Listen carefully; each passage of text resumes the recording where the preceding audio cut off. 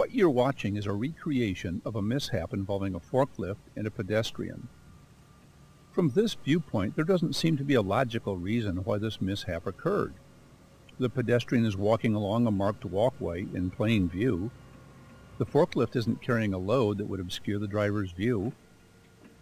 However, when the camera is set up to catch the driver's view of the same scene, all that shows up is an empty walkway, until it's too late.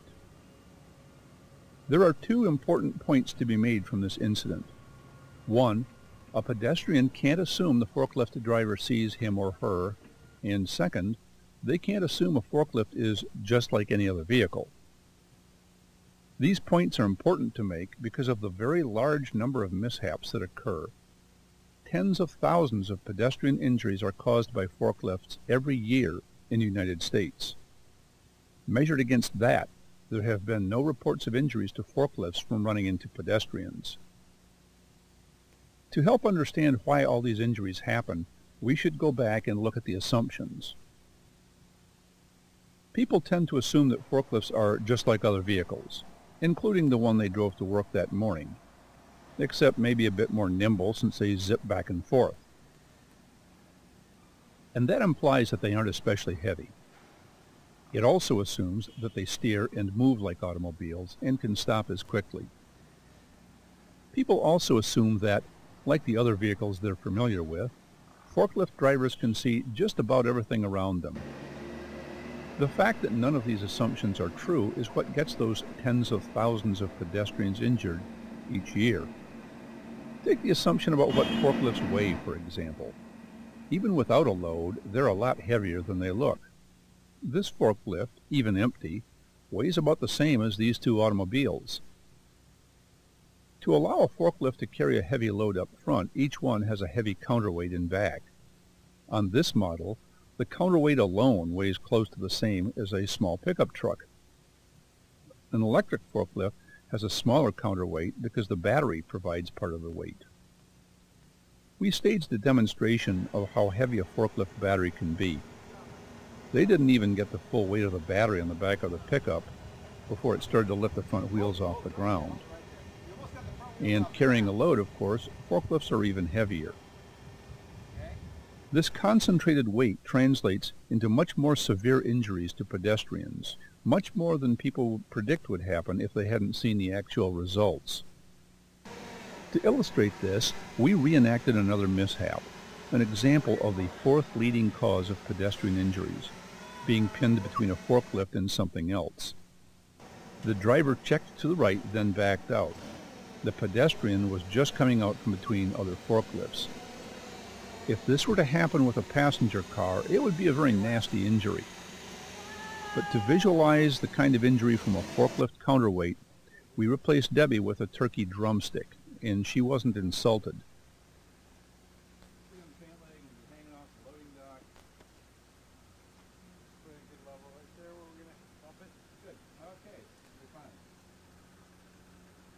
Here the forklift is traveling slower than it did in the actual mishap.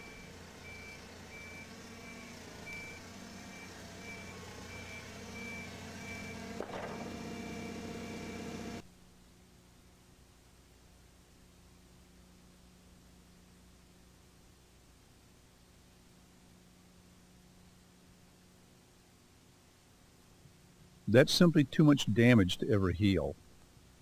That's why so many pedestrians struck by forklifts have to have limbs amputated. Here's another reenactment of a pedestrian forklift mishap. This incident led to the pedestrian having their foot run over, the ninth leading cause of pedestrian injuries from forklifts.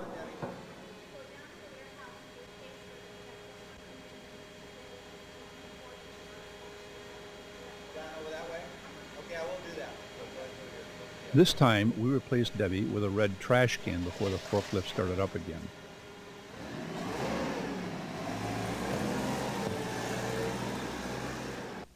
And now we'll use a pair of drumsticks to replace her feet, to show the effect of being run over by a forklift.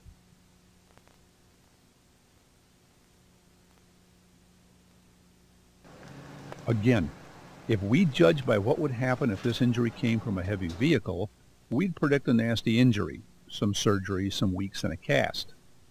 But the same mishap involving a forklift?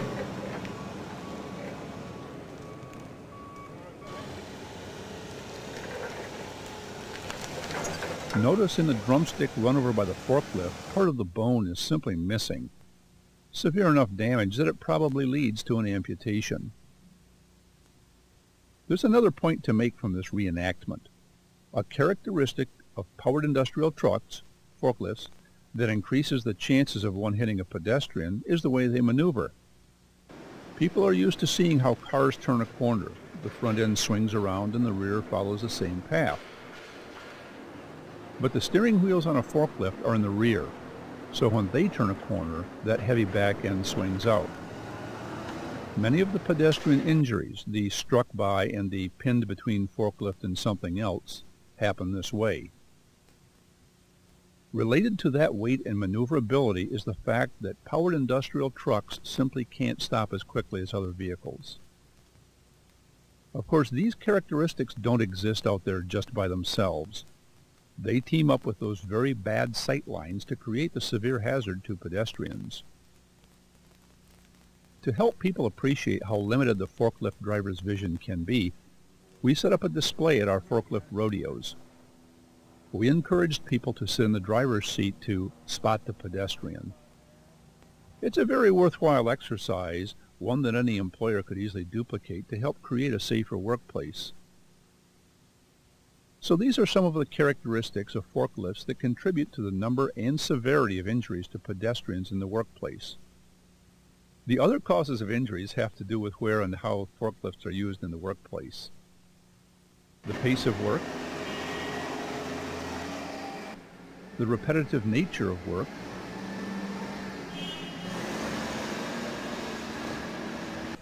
and unlike other vehicles, they share the workplace with pedestrians, and that leads to complacency and familiarity.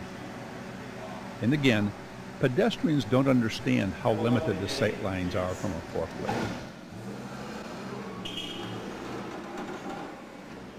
Pedestrians struck by powered industrial trucks are the most common causes of injuries. However, there are two other causes that bear mentioning here. Powered industrial trucks striking an object which then strikes a pedestrian. For example, knocking things off the top of a stack or knocking the whole stack over.